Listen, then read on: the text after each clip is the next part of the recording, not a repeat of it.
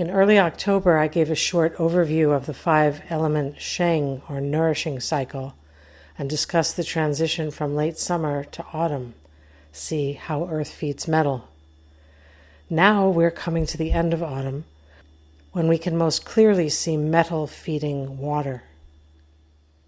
In nature, it's not always easy to see how metal feeds water. One example might be the minerals held in colloidal suspension in rivers, streams, lakes, oceans, and even rain, which determine internal molecular flow patterns in the water and the crystallization patterns when the water freezes. The scientist Masaru Emoto wrote Messages in Water, which illustrates how incredibly variable the flow and crystallization patterns in water can be. Both prayer and trace minerals are examples of the ways in which the invisible values of metal can influence something as seemingly mysterious as the flow of water. Another example of metal feeding water in nature is the effect of condensation that occurs during times of cooling. As the autumnal energy cools and condenses the atmosphere, droplets of water appear, especially on metal objects.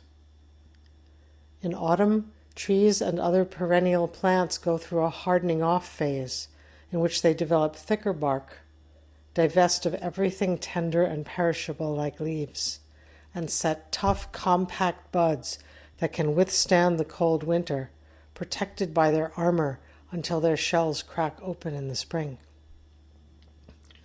Energetically, autumn is a time of sobering, as the days grow shorter and cooler.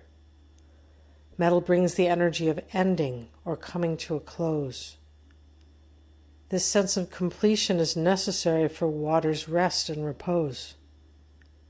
Our rituals around ending our day before going to bed, or saying goodbye before we part ways, or funerals, all mark the transition between metal and water.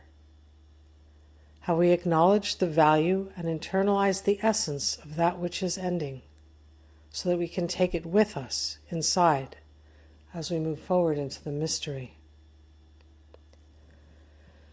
When metal is weak, it's like not having taken a full breath of air before diving underwater. As we go into the darkness, where is our connection to the heavens? Do we know our core values as we ask our deepest questions and face our most challenging uncertainties? Weakness in metal may include a feeling of loss that has not been grieved fully or well, a sense of emptiness or incompleteness that can lead to restlessness and unease in water.